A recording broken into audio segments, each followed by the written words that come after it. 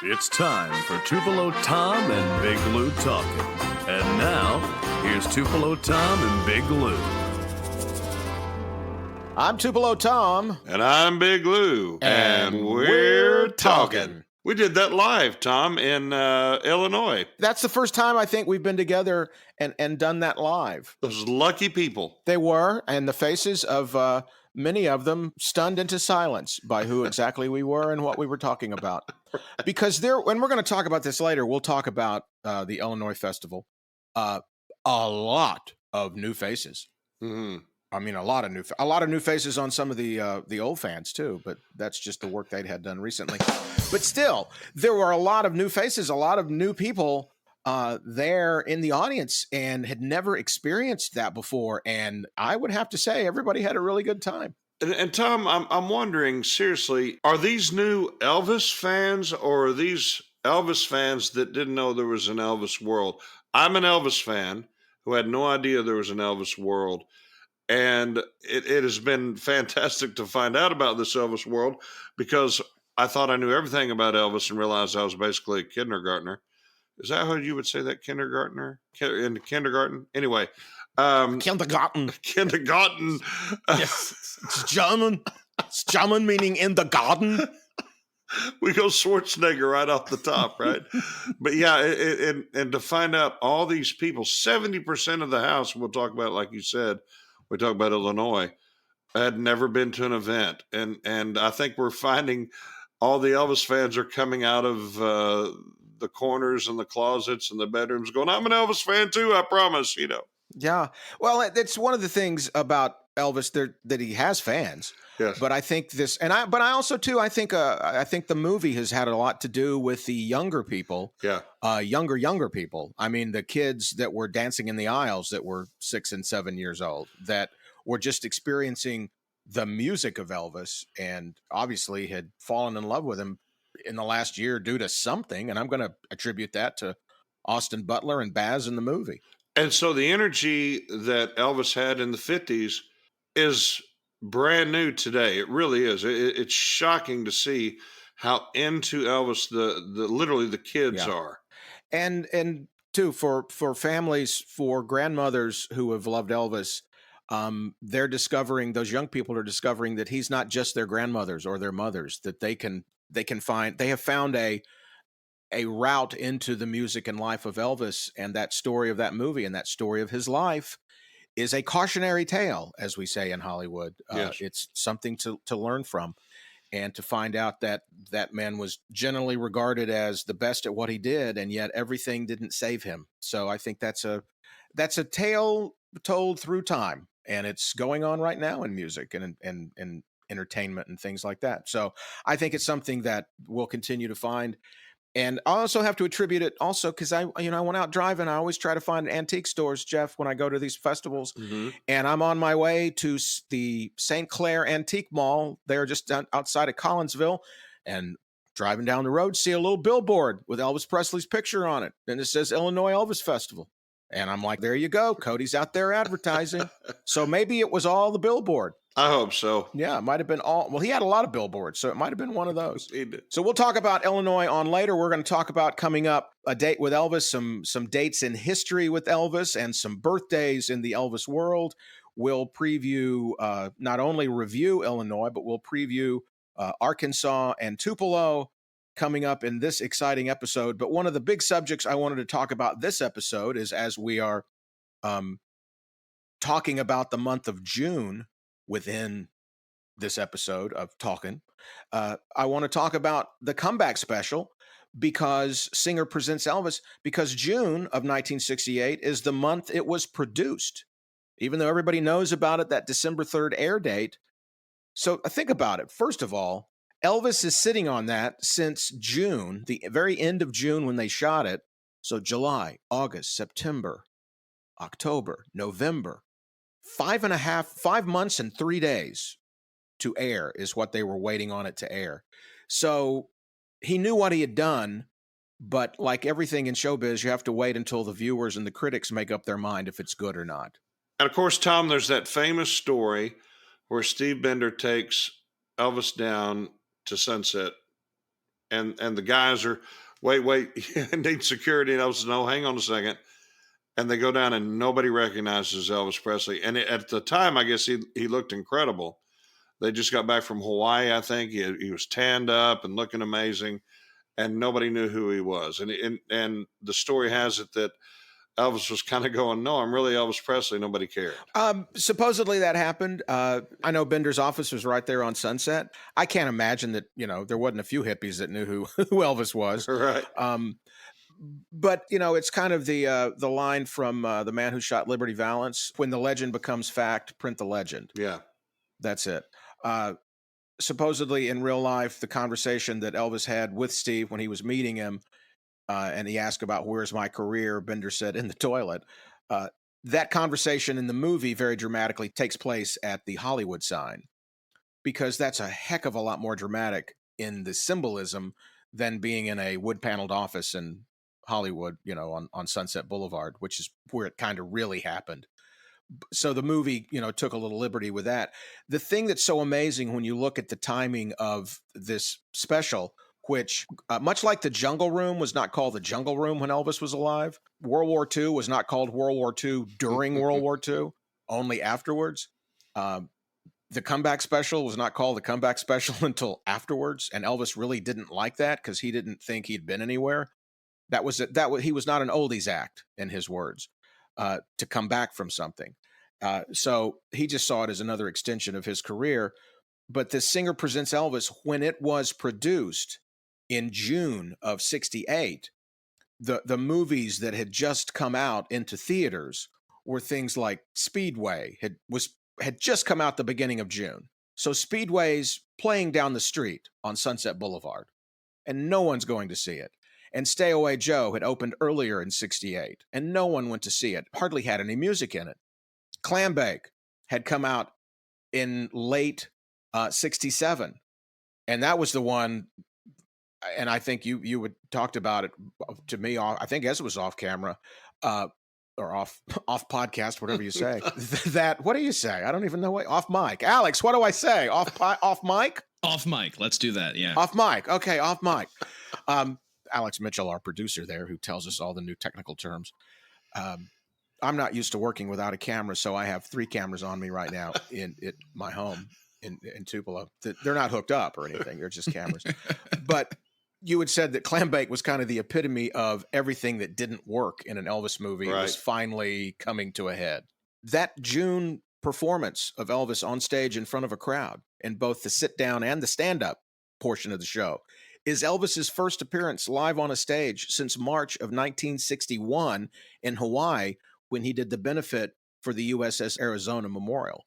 So it had been 8 years since he had been live on a stage. In fact, Priscilla told me when we were doing the 50th anniversary celebration of the '68 special in 2018, those are easy to remember. Those 0 anniversaries are easy to remember because it's got the same number in the back end of it. So 2018 was the 50th anniversary of the '68 comeback special. She said that was the first time she'd ever seen Elvis perform. Wow. Think about that for a second. Think about that. That was the first time she'd ever seen him in front of an audience. Oh, my goodness. And they've known him since the Army. And, I guess Colonel Parker forgot to sell and give out tickets. So the day of the filming, Steve Bender had to go out and just find people. Hey, want to come watch Elvis perform? Yeah, and I think that was a little of the passive-aggressive of Colonel Parker saying, all right, Bender, let's see what you can do with no audience, I'm sure it was going to be spun in some way. Hey, Elvis, your guy over there didn't even get tickets out to people. What's the story with that guy? I love Colonel Parker and I hate Colonel Parker, just like everybody in my life. Colonel Parker's an interesting guy, and he was not a fan of Bender because he couldn't control Bender. He wasn't someone that Bender was intimidated by, and Elvis liked Bender because he was talking to Elvis as an artist. So he knew there was something important that Elvis could do with this special. Colonel Parker had sold, as we see in the Elvis movie, what is true in the Elvis movie is it had been sold as a Christmas special and hopefully a Christmas album. What was unusual was at that time on television, there were always TV specials with actors and singers, usually holiday specials, but it was usually Petula Clark and 5 other people, or Bing Crosby and 6 other people. It was never one person, their special at Mhm. Christmas time. And this was Elvis pretty much by himself. And think about this, and this is something as I read over stuff to prepare for this. That 68 special was constructed in a way that told Elvis's story, really. The Guitar Man, it told the story, not exactly of a guy who started playing guitar and started playing in clubs and bars, and that was Elvis's story, and then Nothingnville and all those things, and how the gospel portion is a portion of his life, and his guys that sit down on the stage with the guys is a portion of his life. The camaraderie he had with his band and his friends, all of that telling the story, concluding with what Colonel Parker at least hoped would be a Christmas song, "If I Can Dream." And that was Elvis making his statement, and one of the only political statements he really ever made, because unlike celebrities today who tell you you're not good enough to be their fan if you don't agree with their ideology, Elvis didn't care for you to know what he believed. He wanted you to enjoy his music and his movies. And so this was a breakthrough special, I think, in how it was put together, how it was filmed. And it was in June that he recorded a lot of the songs with live musicians in a recording studio, and then went back and sang on stage, lip syncing some songs but singing live other songs. The most of the stand up is live music. There's a band and orchestra there in the studio, and Elvis is singing live. That's a lot of pressure too when he hadn't done it since 1961. And I guess Elvis was so into this special, he actually lived Yeah, yeah. or stayed at his dressing room. And I love what I'm about to say because I feel so fortunate that we were friends with DJ Fontana. And I remember him telling me that they actually jammed that whole week. Mhm. That Elvis just sit there and pull the guitar out and they would just play. Yeah, he had been doing that in the dressing room with the guys, with the Mafia. And Bender had seen it and said, there needs to be a way, can we shoot in the dressing room? And Colonel Parker did not want that, because that was not exactly the look that you're trying to convey in a primetime special. Basically, they created what is MTV later called Unplugged, Yeah. with just musicians sitting around and playing. And they talked to Elvis about it, and he didn't really have anybody there besides Charlie that was a musician amongst the guys.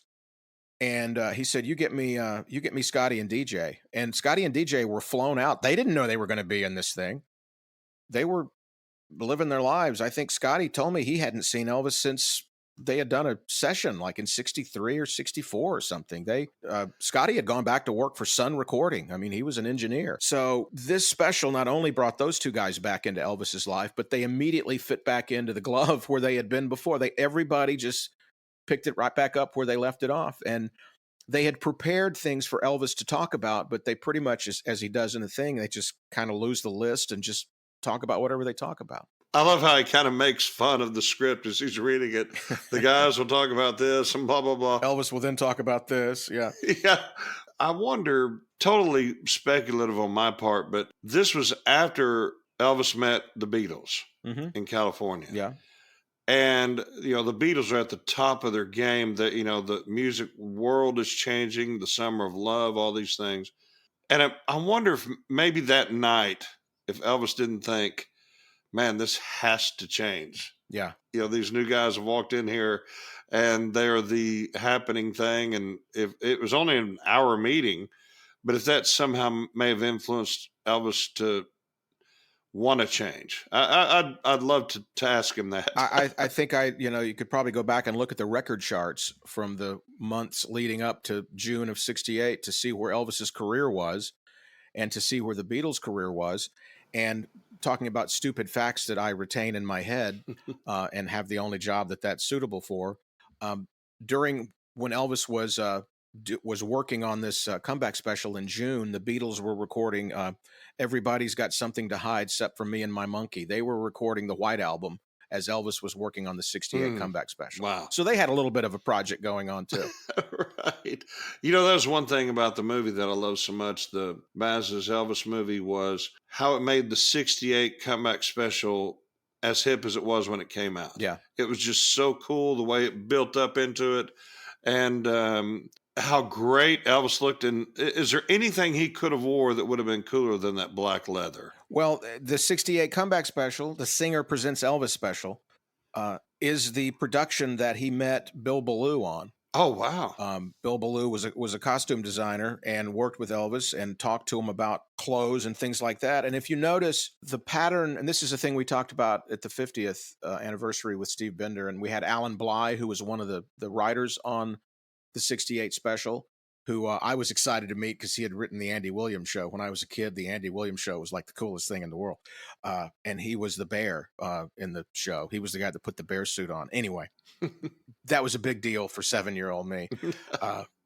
Not in 18 when I wasn't 7 years old, but 1967, Tommy would have been very impressed I met Alan Bly. But we had also Billy Goldenberg, the music director, that worked on TV specials and movies, but met Elvis and worked with him on this. This put Elvis in touch with a lot of West Coast creatives that he would have never met working on movies. And the Bill Ballou connection, in talking with Elvis, that leather outfit symbolized the 50s. It was the motorcycle jacket updated for 1968. And if you look at the design of the pockets on the 68 black leather jacket, that's also mimicked in the maroon gospel outfit and the white If I Can Dream outfit. It all has the basic same pocket and button design. They're all three versions of the same jacket. Wow. And that was important for Bill Ballou. And think about this. So we're looking at the June of 68 as Elvis is working with Bill Ballou on costumes for this special. And he's going to open in a year in Vegas. And so he goes back to Bill Ballou to say, I need some outfits for Vegas. They come up with the two-piece Cossack outfit, and Elvis hates that on stage because it was a pull-down shirt tied with a belt with pants that were falling and the jacket was riding up. So he said, we got to do something else. And Bill Ballou's the one that came up with, in for the early 70 engagement, the jumpsuit. And that was Bill Ballou. He met him on the 68 comeback special. Billy Goldenberg was a music director that really didn't know Elvis's music, and he went down to Tower Records on Sunset and bought all of Elvis's records. And he's the one that put these medleys together. The gospel medley, that was Billy Goldenberg that found those songs, that put those songs all together. And Elvis really said never had a note on anything. He was so excited to work on something that was challenging him that he let these people do what they did best. And he did what he did best, know what was right for him. And I know we were talking about possible things to have on upcoming podcasts. And one of those was talking about my top 5 or top 10 moments of anything I've ever hosted at Graceland. And I'll give you a quick preview and maybe spoil it. The number one moment I've ever had on stage was being able to talk to Billy Goldenberg. He was the absolute most wonderful storyteller, the nicest man I've ever met, and absolutely blown away to hear applause for music he wrote 50 years before. Well, Tom, I hate to put you in this position, but as a fan of yours, as a fan of Elvis's, what was Steve like to talk to? Steve Bender, great recall, very smart, very technical. He and I got along as producers. We were talking about different things, about techniques, about shooting techniques. And I was asking him about the lighting, because at the time in 68, the lights that you had to use for video cameras, you had to pump a lot of light on a set. So, hey, let's put Elvis in leather. That's a great idea.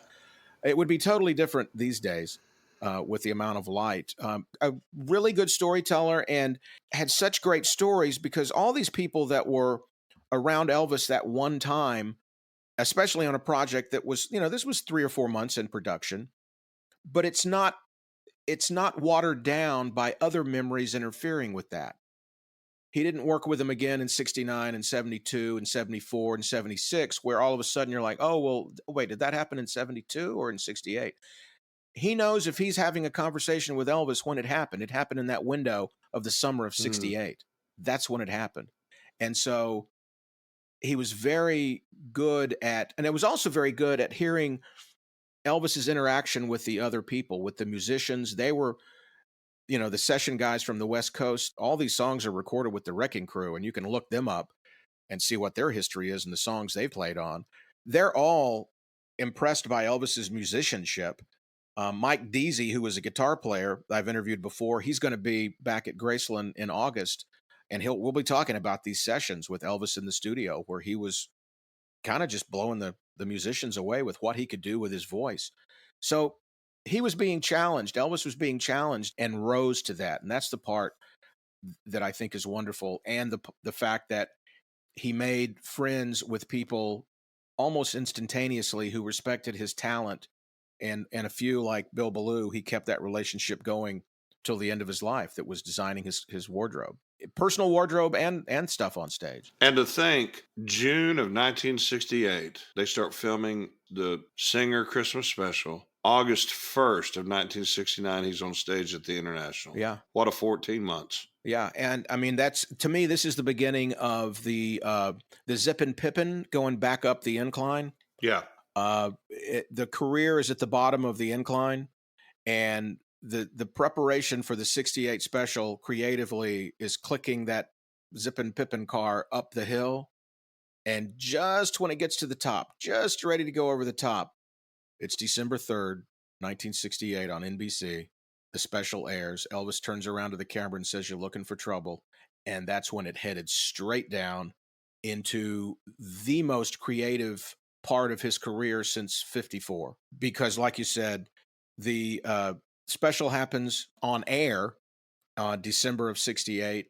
January of 69, he's at American Sound recording, Don't Cry Daddy and Suspicious Minds and Kentucky Rain and In the Ghetto. Wow. Summer of 69, he's back on stage and he's opening in Vegas. And the biggest theater in Vegas, 2,000 seats when the average theater was 700 seats. Amazing. So that started.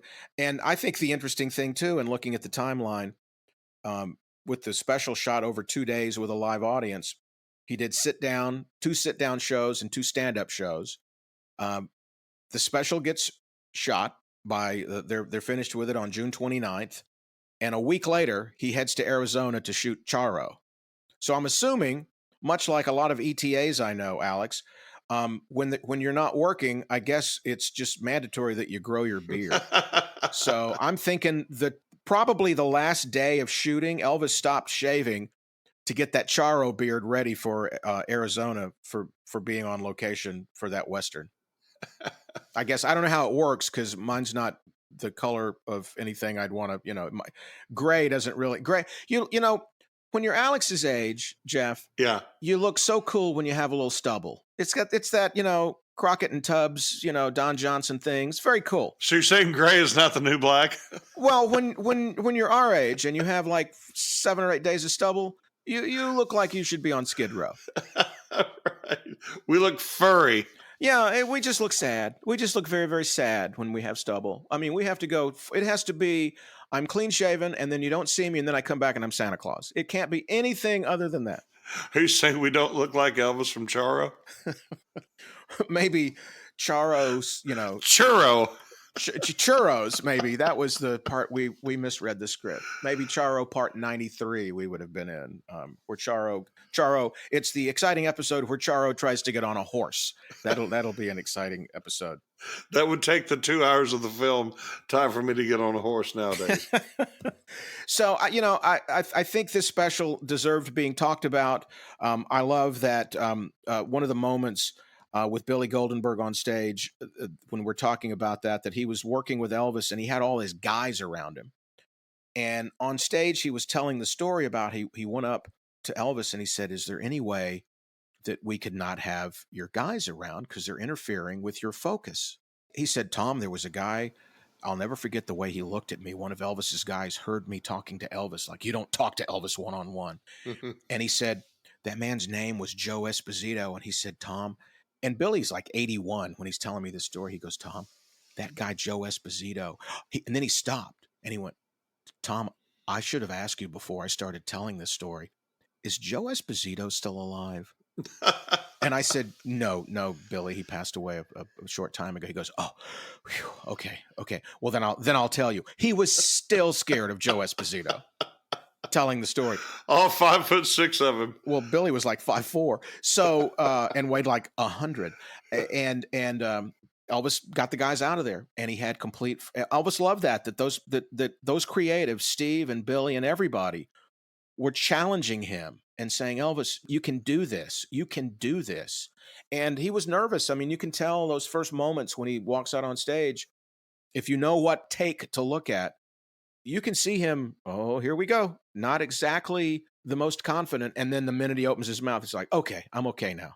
I'm back. So that's just a few stories about the 68 comeback special, even though, of course, we said that it aired in December of 1968. It all was born in June of 1968. And so that was the little bit of a conversation about Singer Presents Elvis and that TV special and how it changed Elvis's career and relaunched it for the next phase, and how important it was for the movie. And changed music forever. Yeah. MTV Unplugged. I remember when Unplugged first started coming on, I was like, this looks an awful lot like the sit-down part in the 68 special.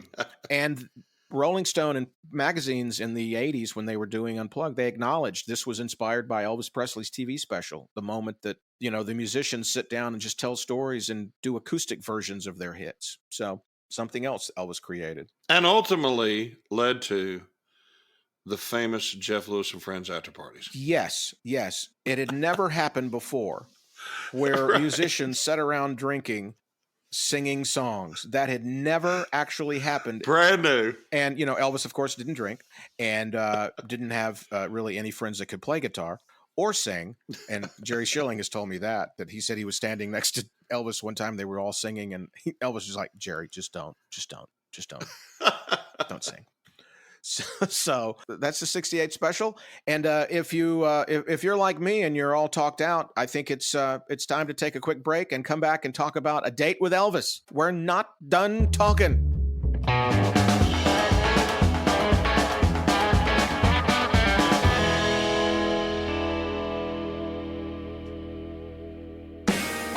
Singer Presents Elvis, starring Elvis Presley in his first TV special, his first personal performance on TV in nearly 10 years.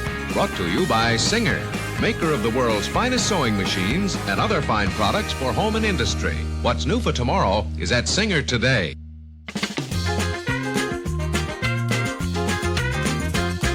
Tupelo Tom and Big Lou back, still talking, and this time talking about A Date with Elvis. And Jeff, this is the section where we look back in the history books and we figure out what was going on in the life of Elvis Presley in June. And there's a few little stories about the month of June with Elvis. On June 5th in 1956, he was on the Milton Berle Show and he sang Hound Dog. And this was the one he sang without the guitar on, and he was doing the full movements that heads were exploding of parents all over the country the night he was on the Milton Berle Show doing this Hound Dog. And Tom, have you ever talked to anybody? I haven't. I'd love to. People email us if you were there. I'd love to talk to somebody who was watching that, having no idea what was about to happen, and get their reaction and go, Yeah. I remember I was sitting there, it's kind of like knowing where you were when Kennedy was assassinated, when the space shuttle exploded, or when Elvis died, whatever. Where were you when that happened, and do you remember it? I'd love to talk to somebody who remembers that. I remember the story that I've heard when he was on Ed Sullivan, that Bruce Springsteen realized at that moment as a small child watching it that he was going to play guitar. Wow. that was the moment that happened for him.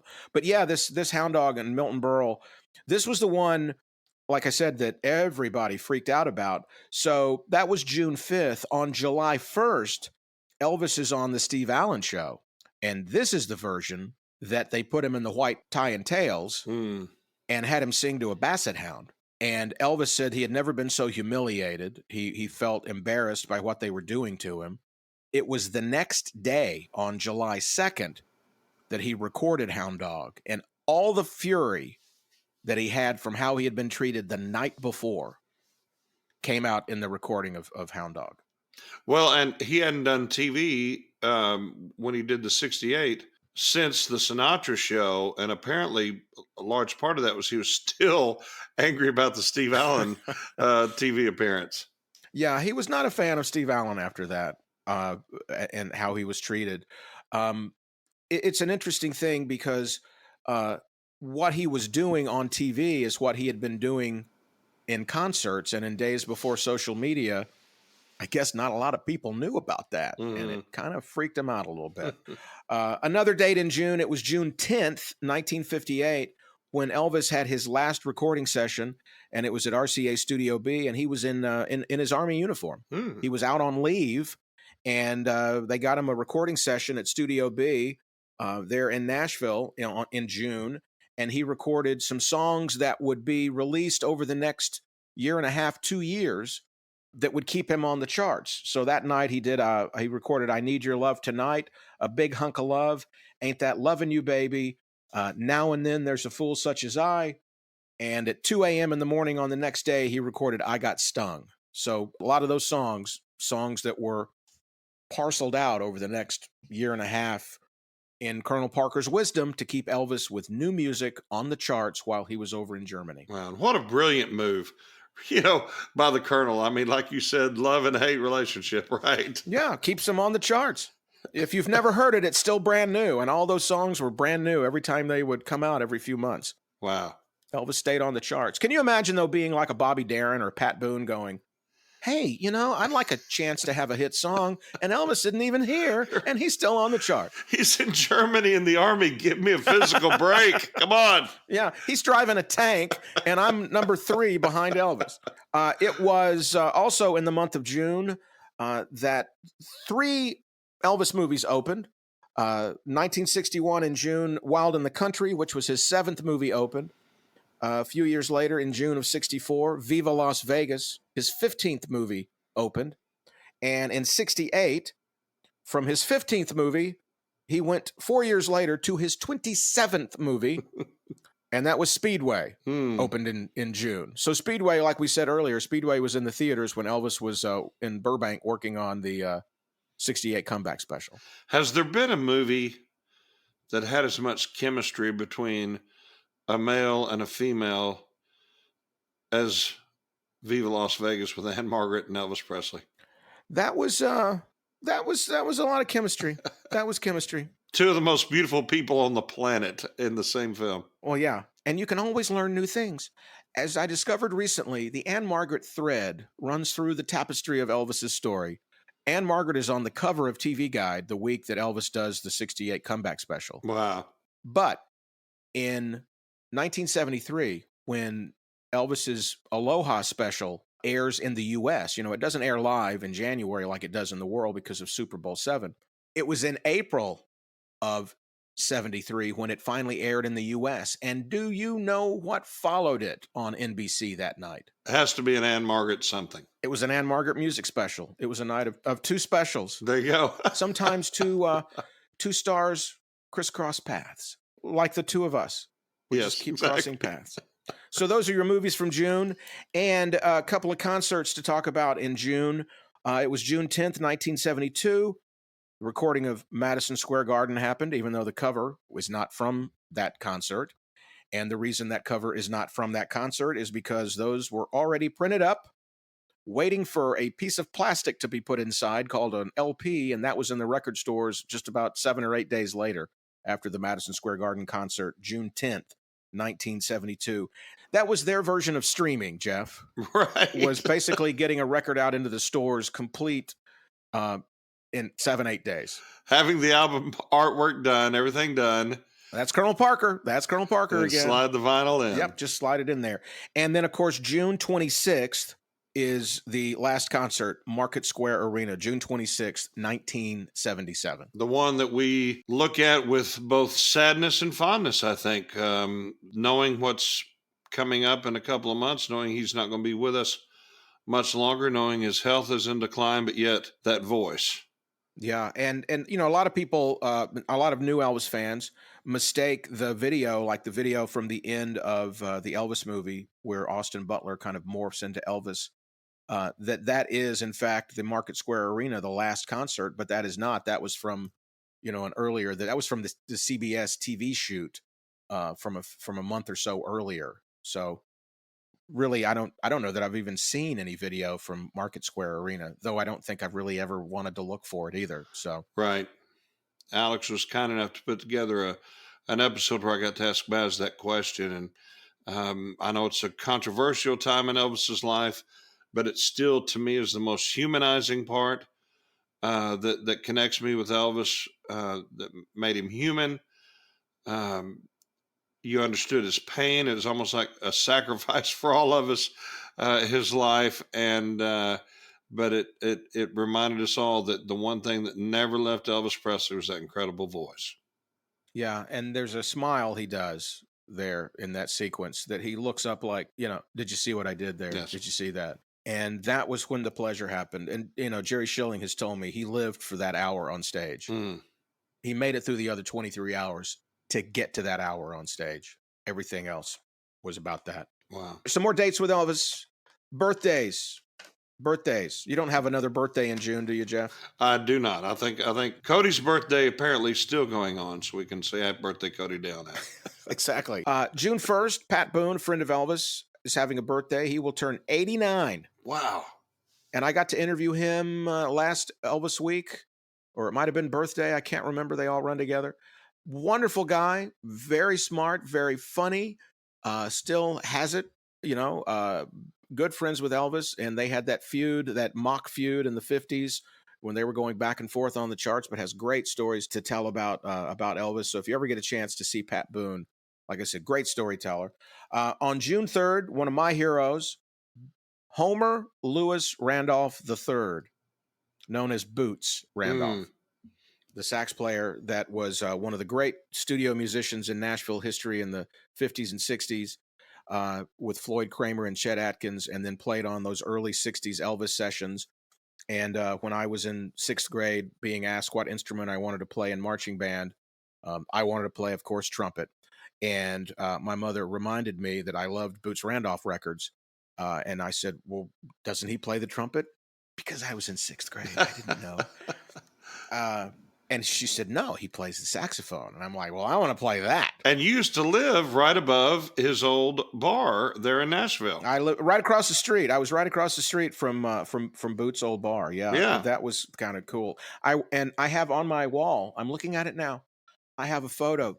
And Alex, remind me, take a picture of this and we'll post it on our little website where we put our little artifacts. In the 70s, I was such a fanatical fan. I was in jazz band. We would play contemporary music, like we played Day Tripper. Nothing better than a 8th grade version of Day Tripper by a bunch of 8th graders. But I played saxophone. And we did In the Mood. We did Glenn Miller songs, all kinds of stuff. But I was a sax player all through 7th to 12th grade. Just absolutely loved playing sax. And recently, a year or so ago, Lisa got me a saxophone, and I picked it back up and picked it right back up, right where I left off, being moderate. It's something I need to work on. I realize at these Elvis festivals that everybody brings their A game. And I'm like, I've got a weapon in my quiver as Black Hawk. I've got a weapon in my quiver that no one else has. I can play saxophone. There you go. And the best I know, and I better not start, I don't think Dean Z can play saxophone. So Dean Z, take my saxophone, And so I'm going to work on that, and I'm going to be ready at one of these Jeff Lewis after parties to be back with my saxophone. Real quick, talking about Nashville and horn playing, I think that's the subject we're really invested in right now. Yes. My first trip to Nashville, I was an athlete in school, and the choir teacher in high school wanted me to be in the choir my junior and senior year, but I didn't want to. She said, if you will join choir, this is right when Graceland opened, we will do a contest in Nashville. We will go to Graceland if you'll do it. And so I did. So that's how I got to go to Graceland the first time. We did not have a tuba player. And in order to be in this contest that the band was in, it was at the Grand Ole Opry. I had to put on a band uniform and hold a tuba and pretend like I was playing. So that's a story that people will live with now and tell their grandkids. So you're playing air tuba. I was the first air tuba player in the history of man. I think I can safely say that. And I can just see the contest judges going, I really can't hear that tuba.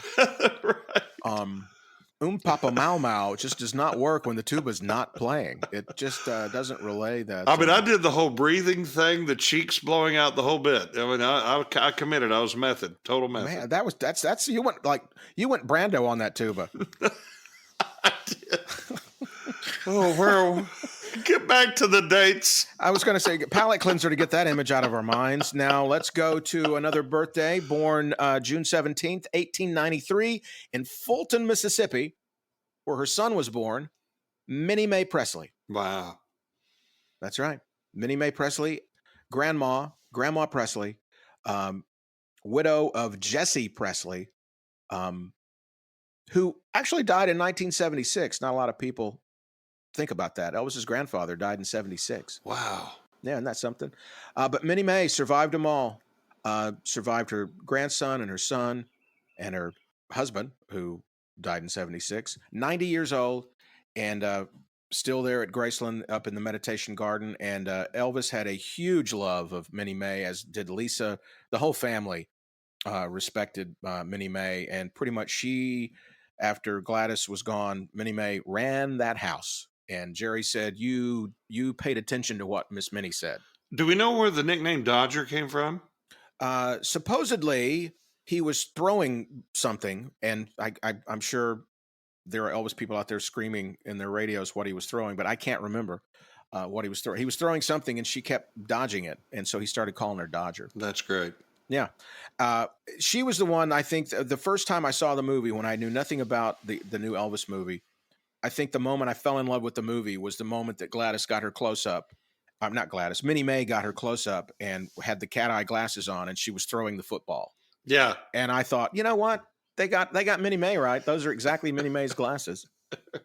Just like they got Billy Goldenberg, the music director I was talking about earlier, they got him right, how he looked in 68. Baz did some research that unless you really are up on how Billy Goldenberg looked or Minnie Mae, you don't even understand how accurate Baz got a lot of things in this film. He kind of went Agent Elvis on us. He totally did. Minnie Mae passed away, like I said, in 1980. And there is one more birthday I want to talk about in the month of June. And this is, I think, interesting. A birthday. June 26th, the day of Elvis's last concert, is the birthday in 1909 of Colonel Parker. Wow. Yeah. And how do we analyze that? I was somewhat stunned by the silence following that. I know it's kind of maybe that's a whole podcast in and of itself. I was going to say that was the moment we were leaving for the audience listening in to go, yeah. Woo. Right. So we had our woo moment there. But Colonel Parker's birthday, many stories of the origin of who exactly Colonel Tom Parker is and what his name is. And like you said, I think that, make a note, Alex, that will be the subject of a future podcast when we've run out of dates next June, when we don't have anything else that happened in the life of Elvis in June other than mentioning again it's Boots Randolph's birthday. Yeah. We'll do an in-depth version of who was Colonel Tom Parker. And you know what's sad is that we literally will never know, because there's nobody left to tell that story. Yeah. Of who Colonel Parker really was, the origin, the truth. It's pretty fascinating. We'll never know. He liked the mystery, the snowman. You know what? And that's the way Colonel would want it, because the snowman continues snowing on people. He does. Right? We just don't know. All right, that is our date with Elvis. And coming up, as we record this, Jeff, we're just a few days since the Illinois Festival happened. And I don't know about you, but that was a wild few days in Collinsville, Illinois. Wow. We're going to talk about that coming back and give a quick preview of Arkansas and Tupelo festivals that are coming up. We'll be back with the Wow Review, says Jeff Lewis. Jeff Lewis of the Talkin' Podcast says, wow. Wow. We'll talk about that coming up after this. Wow.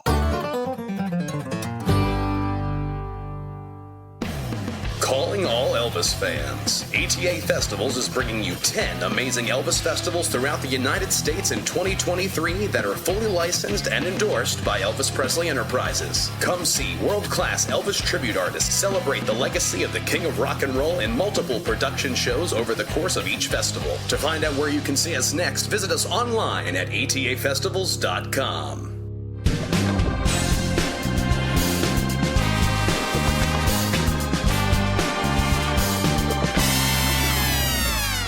Tupelo Tom and Big Lou still talking. Amazingly enough, if you haven't hit Skip, we appreciate that. And I don't know who Skip is, but don't hit him.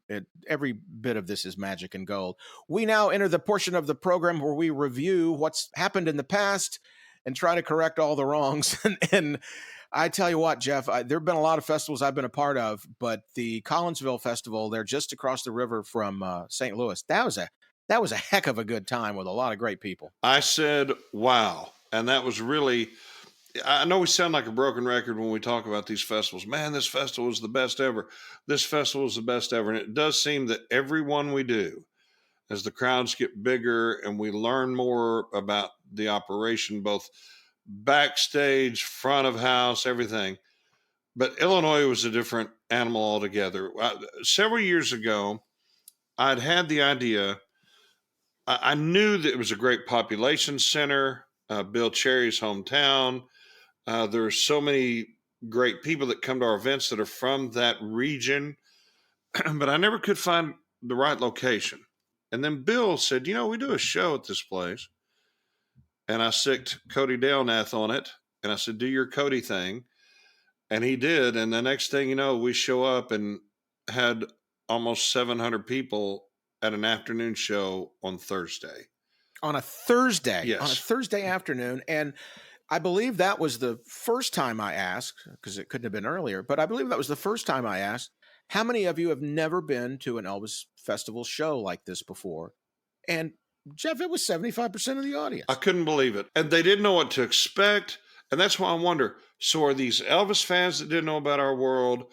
Are they Elvis fans that have become Elvis fans because of the movie? What is going on? And it was unbelievable. And then that night we had even more people.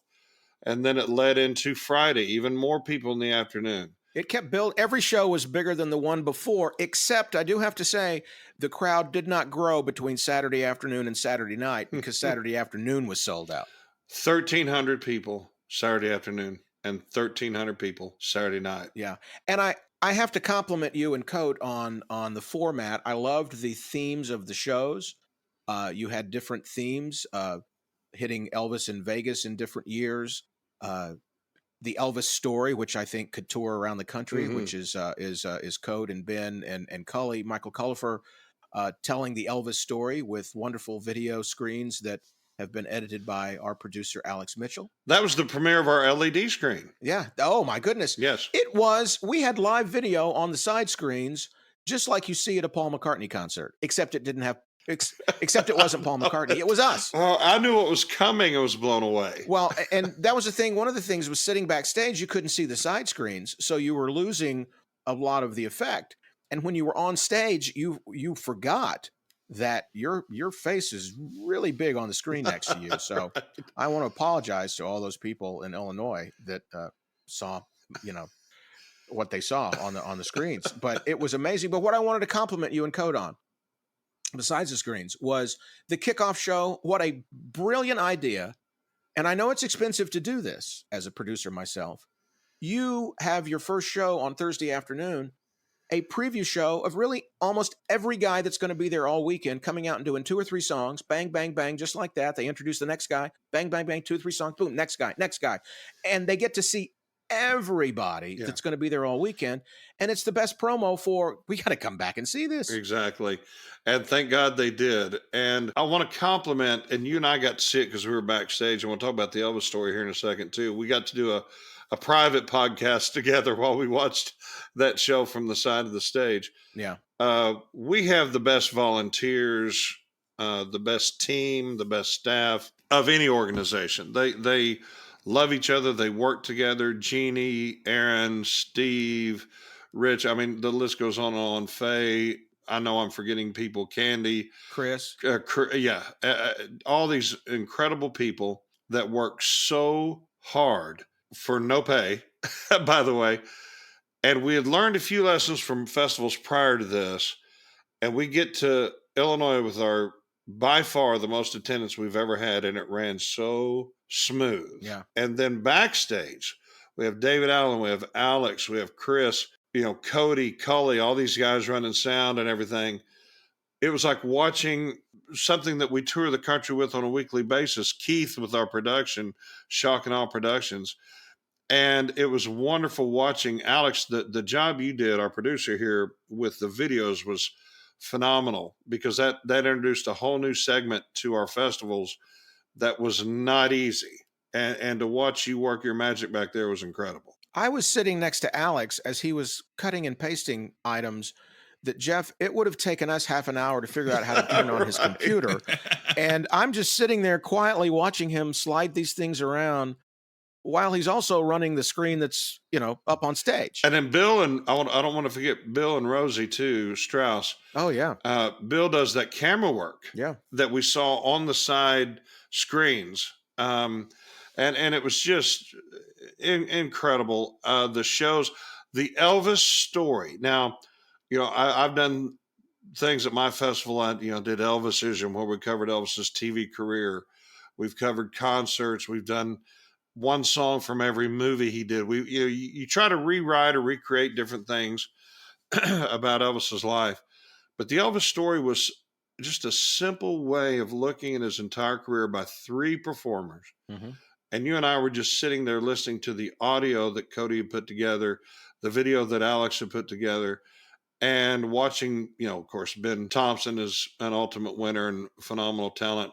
Michael Colifer is the best sound guy I've ever worked with, but he's also an unbelievable performer. He's so charismatic. He's earned his craft, playing 1,000 gigs in his lifetime, working rooms with 10 people to 1,000 people. And then, of course, Cody Dalnath, who should have already won the Ultimate and hopefully will one day. My friend and co-producer on this event and ETA Festivals producer, knocked it out of the park. And the ending, when him and Ben came out and sang My Way together. Oh, yeah. Yeah. To summarize the show, it was just incredible. And then you talk about the fans. It wasn't just a lot of people, which is the most we've ever had by far. The enthusiasm of the fan base. And Alex did something just kind of spontaneous. The afternoon show, as we're getting ready, we always like to have music while people come in. And you and I are backstage. We hear the song YMCA come on. You can find this video on Facebook. I go, what is that noise? And we walk out front and we see Steve and Rich, and I think Bill was all there, and the band is filming the audience, and the audience is all standing up singing this YMCA song, going crazy. And that just led into our show, which got even louder and crazier. It was electric. It shows why, warming up the audience is so important, because it just went from 10,000 feet to 50,000 feet the minute the show started. And I mean, and just kept on. Yeah. St. Louis, like you said, Bill's hometown, he called it, I think he changed the name for that weekend to Billville. It's Billville now. That might be a permanent change. I'm not sure. It is, yeah. I lived in St. Louis for 10 years. Driving into St. Louis, Jeff, for this festival, I realized I had not driven back into St. Louis in 27 years. And I spent 10 years there on KDNL television and on The Point and on KSHE radio with people. And three of my friends who's still there in the market came to visit me on each of the days. And they all were like, well, of course you're doing this.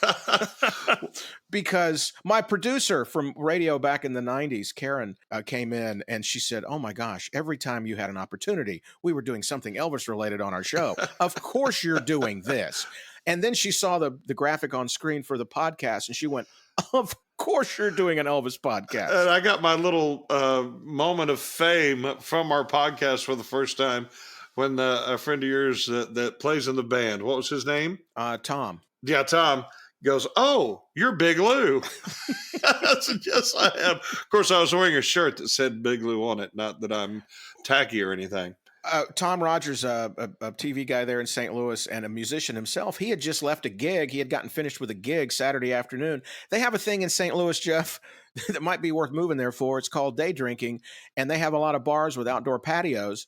And from 1 to 5 o'clock, he was there with his rock band doing like oldies, and made a good bit of change for playing drums for 4 hours out at a outdoor beer garden there in St. Louis. So well, the shows were fantastic. One of the most popular shows was the Ultimates, where we had the incredible Dean Z. We've talked about him a lot. Of course, Bill Cherry from the area, and Ben Thompson and David Lee. And I loved the idea. Alex, I don't know if it was you or if it was Cody that came up with this. Cody has finished, I think, third, second, that. And he kicked the show off, and they showed the video of him getting third place, second place, which I thought was hilarious. And Cody takes it with the humor he should and the humility that he does, and then goes out and just kills it and puts on an ultimate performance. Yeah. And then they showed when Bill won the ultimate, when Dean won the ultimate, when David won the ultimate.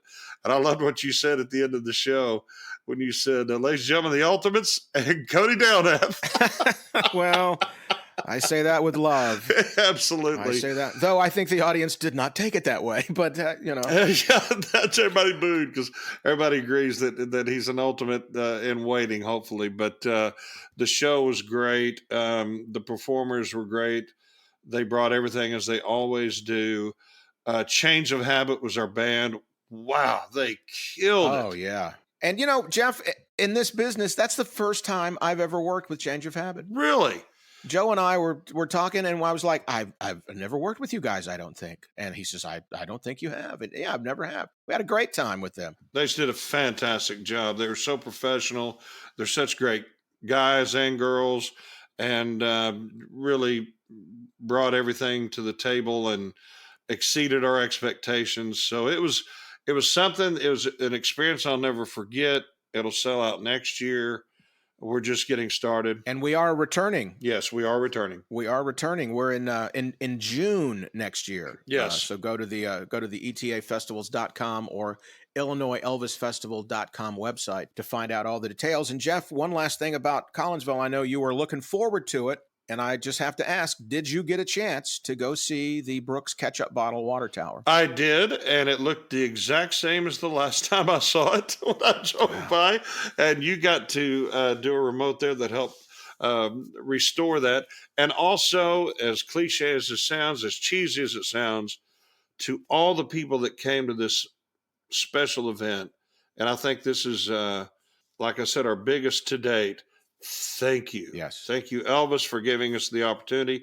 And thank you to the fans for spending their hard-earned money and allowing us, again, cliche and cheesy, you are allowing us to live this silly dream life of singing songs by Elvis Presley and performing for you. And the appreciation you showed, the enthusiasm was off the charts. Thank you, thank you, thank you. Yeah, and actually, strangely, you had mentioned that because actually, Tupelo Cliche and Big Cheesy was going to be the name of this podcast. It was. We talked about it. We had workshopped that one. It didn't pass the focus groups. For me, first night there, I had to go to Emo's Pizza. If there's anybody from Emo's listening in, if you're on the corporate level, we would love to accept a sponsorship from Emo's Pizza for next year. It was great. And I didn't get a chance to go to Ted Drew's for the concretes where they serve it to you upside down. But Alex, tell Jeff what you saw at the airport, the technology that has happened in St. Louis since I was there in the 90s flying TWA. Jeff, I'm blown away by the technology of St. Louis. What did you see, Alex, at the airport? The St. Louis airport features a Ted Drew's robotic automated vending machine. Yes. AI has come to Ted Drew's. I've got one word. Terminator is coming. Now, one thing I did learn about the St. Louis airport, they renovated it and built onto it. Apparently, luggage claim is actually somewhere in Minnesota. It's not actually at the St. Louis airport because the time I finally got there, I'd lost 47 pounds. It's in Florissant. The baggage claim is in Florissant. Yeah, like 20 miles away. That was also the airport back in the day. It still looked the same when I was there. I'm sure it's all changed. That was the Planes, Trains, and Automobiles airport Oh, I didn't know that. where Steve Martin lost the rental car and had the scene with Edie McClurg at the checkout counter right there. And when he comes out and almost gets hit by the car, that was all right there. I walked through that door every time I would go to the airport in St. Louis to fly on the weekends. Well, now I know that. It's why, Jeff, to this day, I'm not flying anymore after being a 2 million miler on TWA and a million miler on Delta. I'm done. Drive time. I'll see you boys down the road. I'm on the road, but I loved Alex sent me that Ted Drewes thing, and he said the only thing that was bad about it was they didn't serve it upside down. Yeah. You'd think the technology would work it out where they could serve it upside down. That's like the flourish at the end of the dance. You have to do the bow. I mean, you've got to flip it upside down. The flourish at the end of the dance. I'm going to use that from now on for everything. Thank you. Tupelo cliche and Big Cheesy talking. Coming up, we're going to take a quick break because we have to. I'm kind of hungry now for Ted Drewes and Emos. We're going to take a break. We'll do a quick preview of what's coming to Arkansas during this month and also a quick look at Tupelo. Coming up.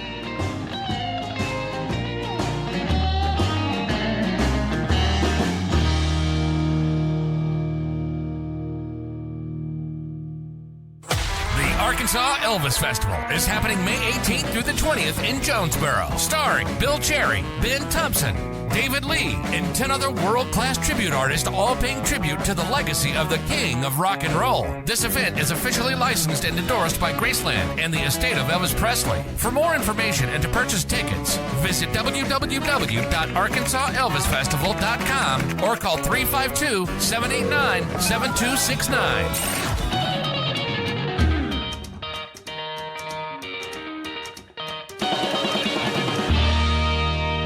Tupelo Tom and Big Lou still talking and looking into the future now, Jeff. Looking into our crystal balls, as they would say in the business, and looking at what is going to be happening at Elvis festivals coming up just down the road from perhaps where people are listening to this show right now. Jonesboro, Arkansas. I can't wait. It's going to be our Arkansas Elvis Festival. Very excited about that. One of the highlights of Arkansas will be two of our headliners, two young guns. We've talked about Finley Watkins before, and Braxton Sykes, a young man who is a great guitar player, singer. He's a great athlete, and we've watched him grow in this business and will continue to grow in this business.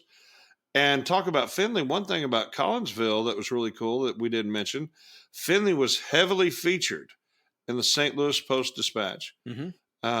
And a lot of great pictures. So if you get a chance to go online and look at the newspaper there, and he was not just because he was young, but because of how talented he was. Oh, yeah, yeah.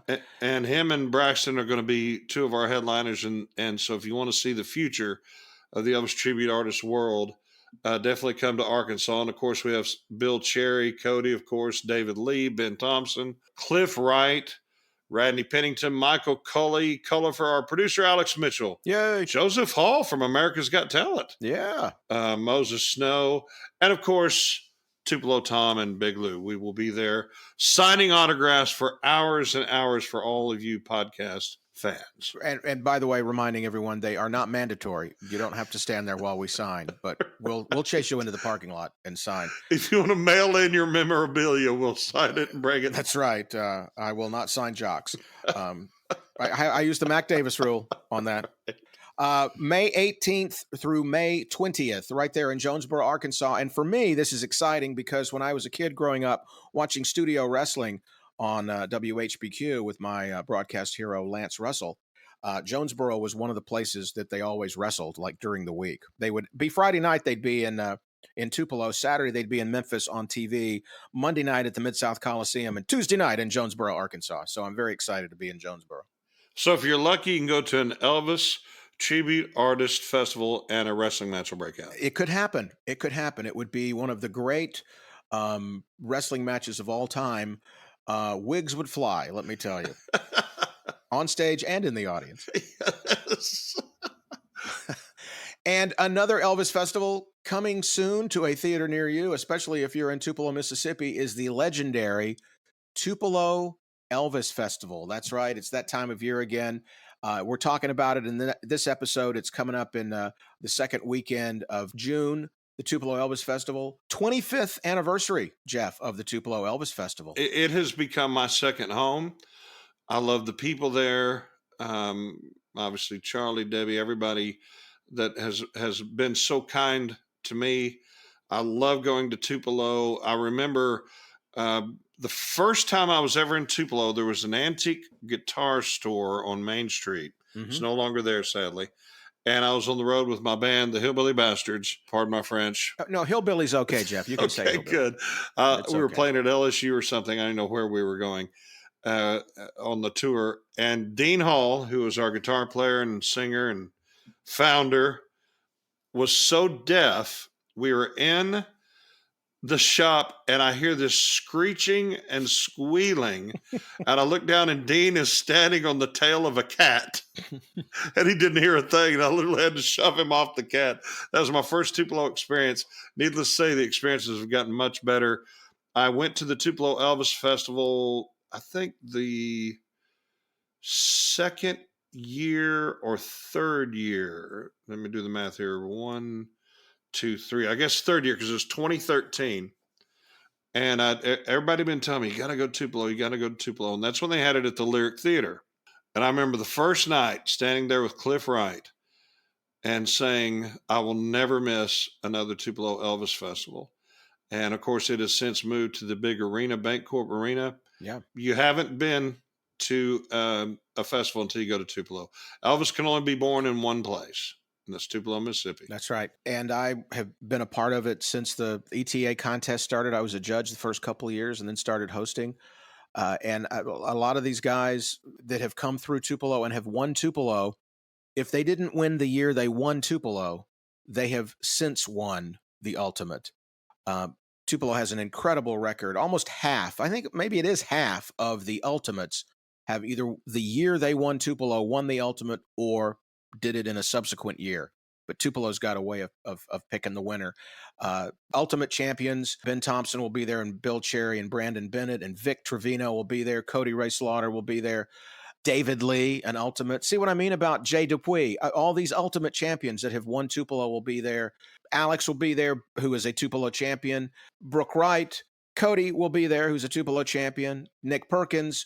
And then special guests, including Dean Z and Pat Dunn, an Ultimate champion, will be in there. Hadn't won Tupelo, but we're introducing Pat Dunn to Tupelo again. He was here last year. He was one of my conversations. He had such a great time. And Jeff, tell everybody who the band's going to be for, and hopefully I didn't leave anybody out. The band will be none other than TIC, my friend Jason Russo's band out of Australia. They're fantastic. They are Elvis fanatics. Jason was friends with Ronnie Tutt, and they work hard at the craft, all the guys and girls in the group. What they bring to the table is something special, and they were part of the virtual Tupelo Elvis Festival during COVID. They were the band, and they're going to be there. They're making their premiere at the Tupelo Elvis Festival. So everything about Tupelo is fun. Tom, that's where I met you. I remember there's a video out there of when I sang Hurt at the Lyric Theater, and you were the MC, and that's where I met your lovely wife, Lisa. And she came over to me and said one of the nicest things anybody's ever said to me. She goes, told me who she was, and she said, "Can you move your car?" Yeah, I can do. Yeah, I'm sorry. Will you hold my sandwich? And then she says, I have found my favorite ETA, so I'll never forget that. Yeah. And of course, any chance I get to spend with Charlie Watson, I love that opportunity with Debbie and everybody. So I feel like I'm going back home with Tupelo. And Tom, I'm going to brag on you. You don't know this is coming. Oh. But when you go to see Tupelo, you're such a major fixture of that festival, just like you are during Elvis Week. And I think that's where you really get separated from the rest of us as an MC. And the genius of Tom Brown is really on display during Tupelo. And I mean that, I'm not just being kind and saying that because we're on a podcast. I mean that as your friend and as a fan. Oh my goodness. Thank you. Well, that's very nice. It was always interesting for me when I first started doing this, and especially hosting when we started the Lyric, because I told this story when we used to do it. The Lyric was the building I walked into in 1976 when I was 16 years old and got my very first job in showbiz as a projectionist and a house manager at the movie theaters. Can you believe they would hire a 16-year-old at the time? That's crazy. I worked 7 days a week during the summer and the weekends during school from 16 on, almost through second year of college, I think, there at all the movie theaters in Tupelo. So the Lyric was always very special to me. And it's Tupelo, it's my hometown. It was interesting for me to always come home for that week. When I was at Turner, I would take a week's vacation to get off and come spend it in Tupelo and see my mom, who's still here, and I'll see her. I see her all the time. I live here now. So, it's fun being home now and being a part of the town all year long and to see the excitement. Because I'll tell you, though we miss the intimacy of the Lyric Theater and knowing that was a movie theater when Elvis was a kid and he would go there to movies, though we miss that intimacy, the need for the arena is such that now it enables people from the local community to become a part of our Elvis family, because we sold out the Lyric amongst Elvis people, almost all from out of town. Mm-hmm. And the locals never had a chance. The tickets were gone by February if we were at the Lyric. So the Elvis Festival came and went in June. They never even had an opportunity to see it if they wanted to, because the tickets had sold out so early. So now being in the arena, that's the beauty of it, is it's such a part now of the Tupelo story that locals can go to it and understand what's happening there. So it's important. We'll do. We have some great guests coming for conversations that I can't talk about now, but by the time this is released, it might be on the website. But we've got some great conversations that'll be happening.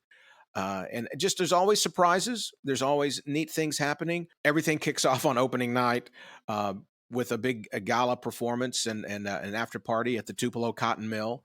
So that's just a different thing that happens. There's a youth day competition for the young people. There's going to be a tribute artist showcase on Thursday afternoon on the 8th with all of the contestants, also with Alex and Nick Perkins headlining. And so just a lot of great shows, and the way they put it together is just going to be fun. It'll be great to have TIC there this year in person as opposed to virtually.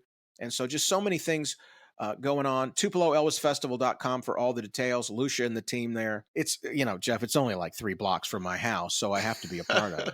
And you get to go to, you're on the board of the birthplace. The birthplace has grown so much, and they continue to add to that experience. Yeah. Tupelo's grown so much. There's so many cool things happening on downtown and on Main Street. So it's just a fun week with a lot of stuff to do all day and all night. I think the after parties may already be sold out, but if not, be sure and join us at the after parties at the Silver Moon Club with Charlie Watson on hand there. So can't wait for Tupelo. Can't wait to be at my second home there. And Jeff, I will get us the booth, the Elvis booth at Johnny's. I'll meet you there when you get in town. I'll be waiting on you with my RC Cola and the Johnny Burger. I'm in. All right. Well, Jeff, I think we've covered pretty much everything I can think of to cover for the month of June in this podcast version. And I would think that it might be time. What is that you like to say in Oklahoma when we're done with something? Shut her down, boys. She's pumping mud. There you go. I've learned so much about refining oil, crude oil. Really, a lot of people talk about Jeff, and it's people might say somewhat crude, but it's crude oil. It's the world that he grew up with in oil. That's right. It really is. It's about refineries. Boomer. Oklahoma Crude, one of the great oil movies with George C. Scott and Faye Dunaway. I suggest you check that out at your local library. Jeff, I guess that's it. I'm Tupelo Tom. And I'm Big Lou. And we're done talking.